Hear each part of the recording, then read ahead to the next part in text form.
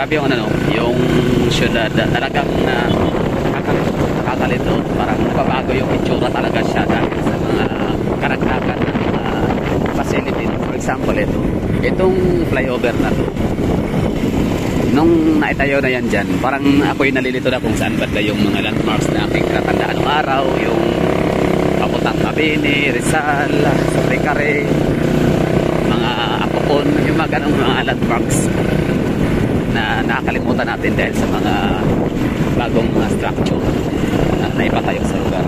Kaya na ito, yung flyover na yan.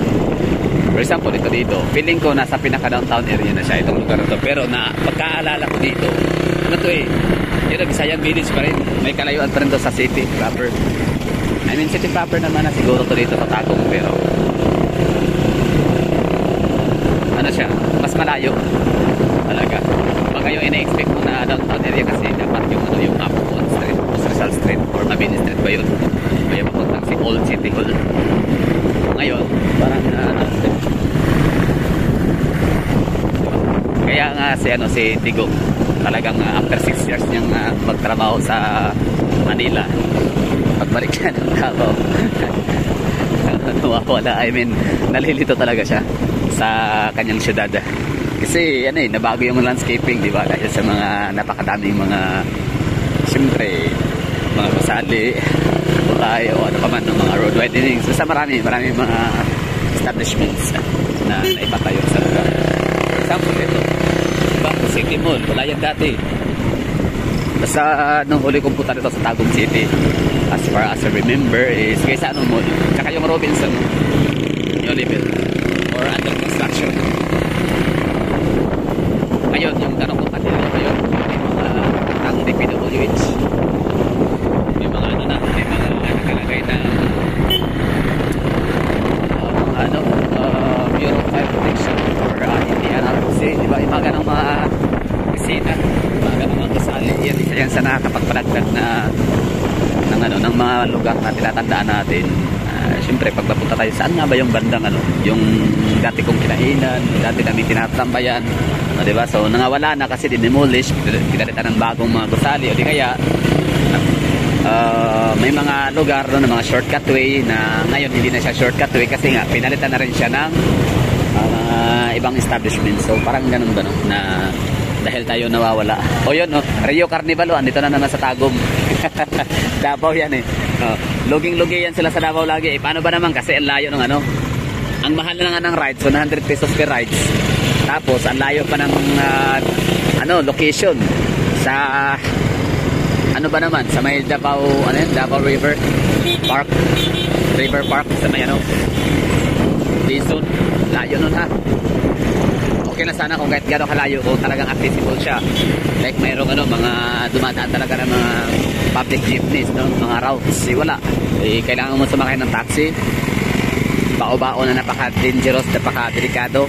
Actually bawal siya sa diversion road as far as I observe. Talagang sinisita sila or hinuhuli sila ng mga city mo kahit gabi na. Tapos taxi, bao-bao, bako, at saka yung mga buses yun. Hindi lahat ng mga buses doon ay humihinto sa lugar na yun, sa diversion road na yun. Kasi may mga buses na madalas non-stop, lalo kung mga long distance. Actually, mga long distance talaga yung mga buses na dumadaan from Ecoland Transport Terminal papuntang dumadaan sa may Road, so lahat yung mga long distance like Mangagoy, Surigao City, Butuan. Ngayon dito tayo sa may Apocon area na bali ang purpose natin dito mga hagala pa tayo bumiyahin ng almost 3 hours from Davao kasi gusto ko mag-witness at i-witness isasama ko rin kayo, i-witness ko siya at the same time i-share ko sa inyo yung hindi man siya historic event kasi yearly naman tong ginagawa dito sa Tagum City, tsaka hindi ito yung first time ever na magpapailaw ang City of Tagum sa isa sa pinakamataas. I don't know kung sila ang pinakamataas or isa sa mga pinakamataas na Christmas tree sa Pilipinas. Kasi parang last year yata, pagkaalala ko parang sa may somewhere in Agusan del Sur, parang Prosperidad, baba, no? Yung record breaker, para ano, nakahawak ng record na silang pinakamatayog, pinakamataas na tallest Christmas tree in the Philippines. So Tagum City is ilang ano sila, no? Consecutive years talaga sila, like siguro mga ilang years, 5 to 10 years, mga ganun, no? Hawak nila yung talagang ganung record sa dami-dami mga LGU and municipalities and cities sa buong Pilipinas na afford, no, or capable mag-fund ng ganun kalaking ano, budget for lightings or basta maganda para pang Christmas lights. Talagang Tagum City pa. Whereas ang Tagum City, sa mga hindi nakakaalam, isa to sa ano, ha, billionaire city. Medium size city siya nung araw. I don't know kung ngayon kung component city ba sila o medium size. Basta hindi pa sila HUC so far. Diba ang HUC is meron silang tinatawag na minimum annual income like 500 million pesos yata, no? Parang minimum yun. Parang net income, tama? Or gross income. Tapos population of 200, hindi bababa, 200,000 katao. Ay.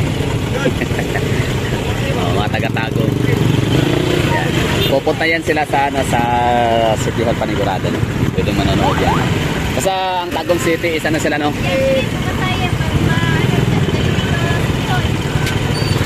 Kamu? Single? Single? No, 20 kada tao per head? Oh. 20 ba? Ang wala. Wait, pila ka ni pila? Di ba tag driver man kay pedicab? Dili. Mahal na karon. Mahal na? Oh. Tag 20 per head. Kay estudyante 15. So 15 estudyante. 15. Estudyante man. Bata murag libre, depende sa sabot. So yun lang, bali share ko lang sa inyo Tagum City, no? Welcome. So shout out mga Taguminyo. Here comes the bride. So nasa Tagum tayo ulit ngayon para sa pag-witness nga ng ano. Tsaka para ito pala yung first time ko na maka-witness, no, ng pagpapailaw na kailang Christmas tree. Sa Davao, na-experience ko na, no? Na-vlog na natin yun, no? Ang magpapailaw kasi madalas yan talaga mayor, eh. Sa Davao, si Basti. Sa Tagum, si Mayor Oy.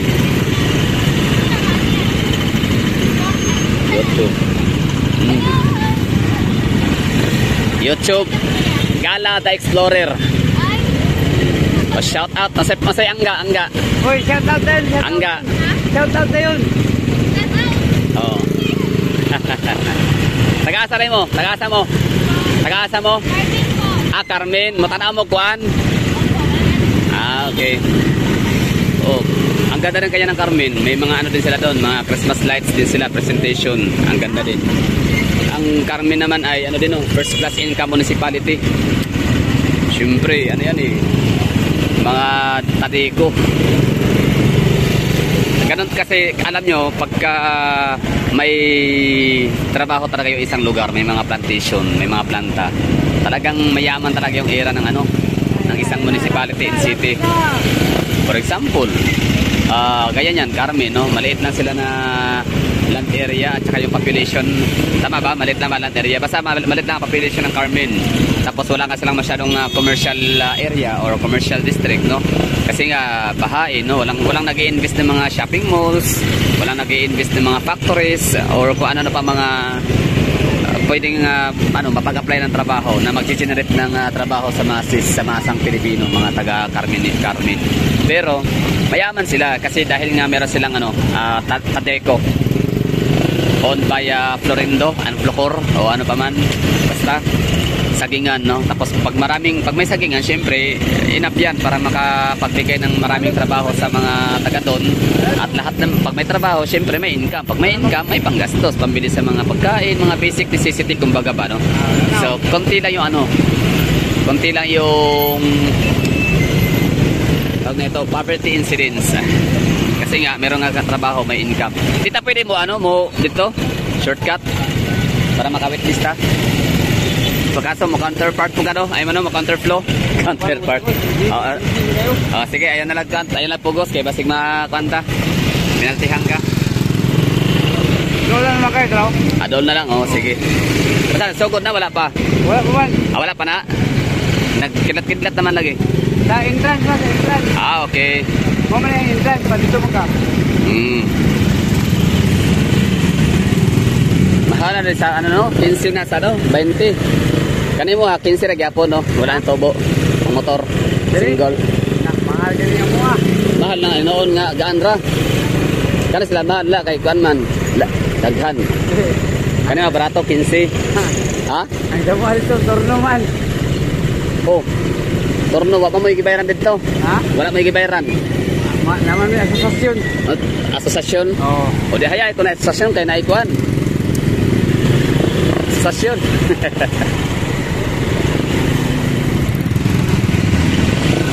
Nakikailang akuan si Sammy, pangalan. Taga Manggahan. Wala. Okay.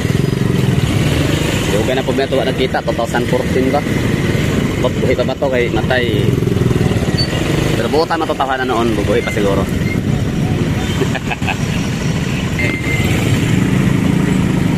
Si Sammy, ang akong amigo sa una, buddy-buddy.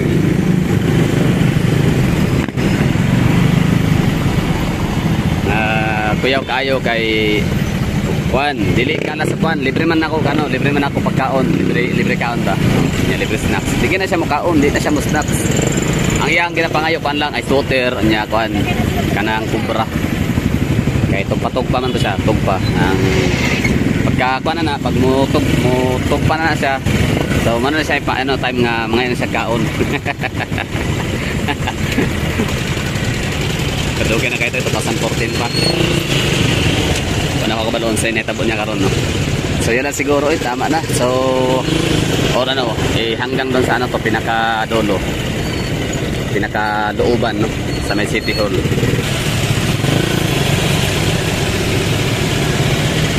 Katakot dito, no? Pag may ano ka, sasakyan dito sa Tagum. Hindi malabong, hindi ka magagasgasan dito. Pero siyempre sanay na mga ano, mga dito na mga pilikap. Ano, pasikot-sikot. Oh, grabe yung traffic. Siyempre, resulta yan no, sa napakadami, libo-libo ang mga nagnanais na mag-witness sa pag-iilaw, pagsisindi nung Christmas tree. Kung hindi man ito ang may pinakamataas na Christmas tree sa buong Pilipinas, siguro sa buong Davao region. Or pwede sa buong Mindanao. Kung hindi si Agusan no, ang may hawak ng record.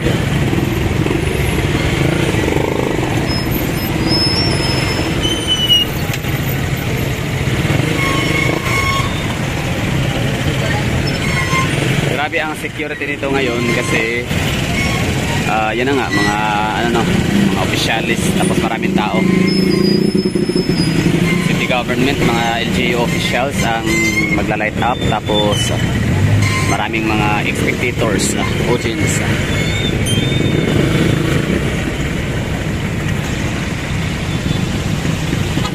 Norteco. Northern, ano yan, Norteco? Norte.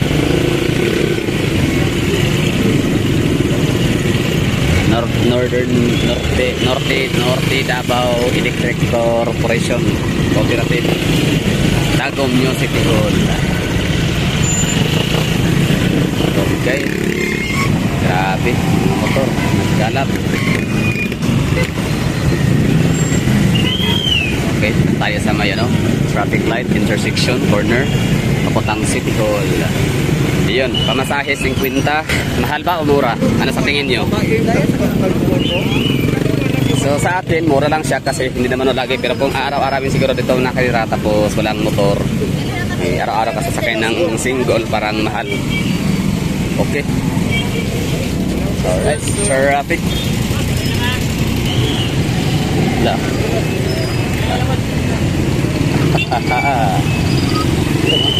Meron also ano dito no, mga helmet sa Tagum. Daming tao as usual. So, good luck. So sana safety. Ang iba nag-uwian na. Ba't kaya? Yun, Food Avenida.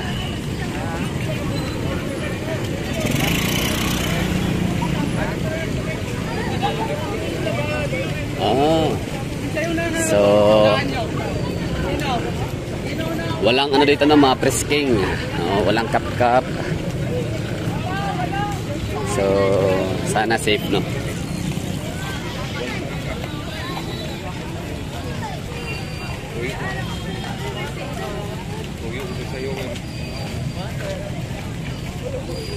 Dati na sila ba kay Oh, daming tao na ito no, pero wala ano no. Wala akong nakikitang police visibility.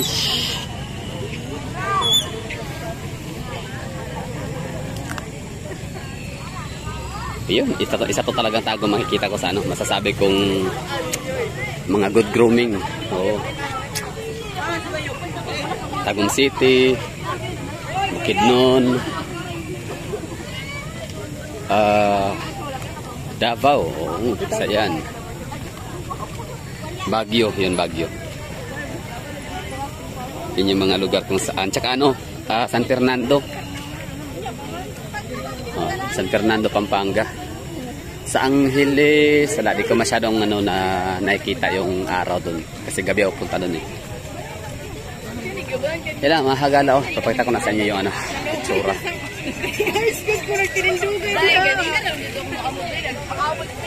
Ano sa tingin nyo? Maganda ba, di ba? No? Iba si Tagum. Baka yan na yun. Light up na. Yun na yun, no? Umilaw na. Oh, akala ko mayroon pang countdown. Tapos sa siguro, no?